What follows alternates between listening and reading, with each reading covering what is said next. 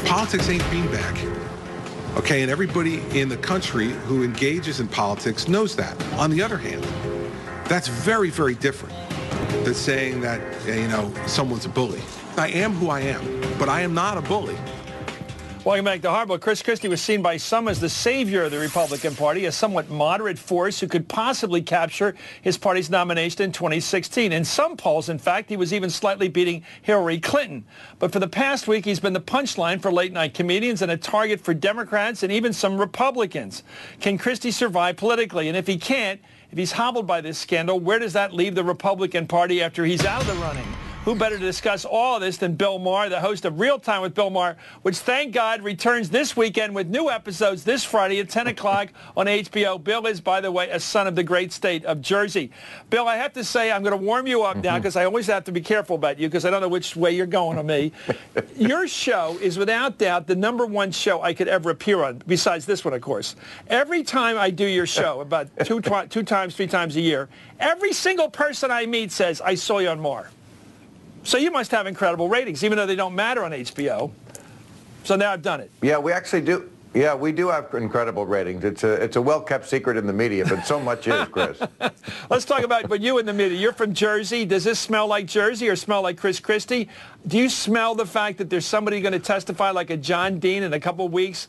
I'm betting and hoping, actually, for Bridget Kelly to talk about what really was like working for this big guy and what the orders were and the signals were and the atmosphere was. Right. And that's why she had this conversation, time for traffic problems in Fort Lee, as if she'd been having this conversation for months. Your thoughts? Well, I don't think they'll ever find a smoking ham, to attribute to Chris Christie directly. I think he's too clever for that. That's not how thugs work. The whole reason that you hire someone like Bridget Kelly is to carry out orders like this that you don't actually give. Remember when Benedict was the God's Rottweiler or the Pope's Rottweiler, they called him before he got the Pope job? Well, she's Blob's Rottweiler, okay? She knows to do this without actually having to be told. It's the atmosphere. What I think is interesting, that I find new about a scandal like this is I never knew before of a scandal where an administration, maybe it wasn't Christie himself, but the administration actually purposely inflicted pain on its own citizens to make a point to other politicians. I mean, Nixon had an enemies list, but he carried out his vengeance directly against the people who were his enemies. He didn't, use the people of America as hostage shields. Yeah, I remember hitchhiking as a kid, and this couple, kind of a rough couple, because that's who you hitchhike with. One of them was torturing the kid, punishing him some way, slapping him, to get even with the person, the other spouse. I mean, it was horrible to sit in the back seat, but it's like this. Why would you go punish somebody to sort of send a weird kind of message to your other guy? I mean, first of all, what was the purpose of doing it? He wasn't going to like you afterwards. What would be the message? That don't mess with me because I'm going to screw your commuters? And by the way, somebody might get killed or somebody might have a terrible situation like we've been recounting on this show. But the hell with that. I'll get my message across. By the way, here, let me ask you about this. You deal with comedy, but not sarcasm. Here's the governor's first reaction. I believe sarcasm never works with a politician for some reason. Here he is reacting when it first was nailed on him, and they came back at him in the press. Here was his mock response to a question. Let's watch. I worked the cones, actually, Matt.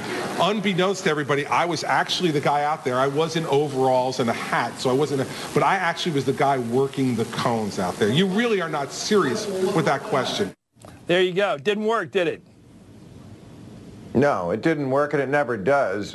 Politicians can't do that. Politicians should, in general, not try to be funny. That almost never works. It's not what people are looking for in a politician. That's our job to make the jokes. But, I also don't think that this is going to be a scandal that's going to affect him negatively with the people in his own party. He keeps saying, I'm not a bully. Sure, he's a bully, and that's what they like about him, is that he's a bully. If he's not a bully, who is he? He's just Lamar Alexander. They are always looking for a bully in that party. They loved Sarah Palin. Remember? Let's not Sarah Palin was a bully.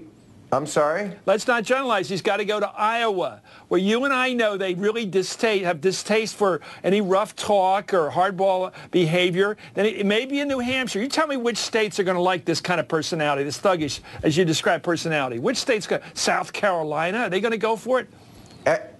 Everywhere where there are Republican primary voters, where there are the kind of voters who booed the gay soldier, who cheered when somebody said, you know, what should we just let people die? Those Republican primary voters are in every state, and in every state they're going to like Chris Christie. This is not the disaster for him that people think it is. I don't think so. I think it's Miley Cyrus. It looks like a scandal when she was twerking at the VMA Awards, but it turned out that it just made her a bigger star. I think you're the only person that would make that comparison. All I saw was every network covering Chris Christie's State of the State speech. When did you ever see networks cover a governor's State of the State speech? He's just a bigger star than ever right now. Let's turn over the pillow to the Pope.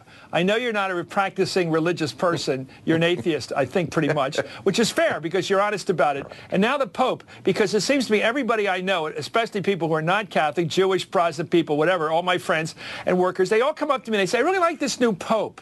Is it because he's not exactly talking about religious belief? He's talking about human ideal behavior toward each other, and it's something that we could all look to. I don't know how you're going to react to this, but it seems like he's struck a note here that even the president, it looks like in his State of the Union, is going to talk about the inequality of economic life in this world. Right. Well, I mean, he keeps shaking things up in a way we have never really seen a pope do.